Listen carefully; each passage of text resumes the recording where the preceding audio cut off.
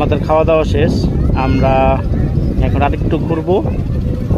আমি খাইছি আলহামদুলিল্লাহ, পেট ভরে খাইছি, ভিডিও করি নাই। খাওয়ার সময় ভিডিও করতে আমার একটু আনইজি ফিল হয়। তো এই তো এখন খাওয়ার পরে আমরা বাইক স্টার্ট দিচ্ছি, রওনা দিতেছি ইনশাআল্লাহ।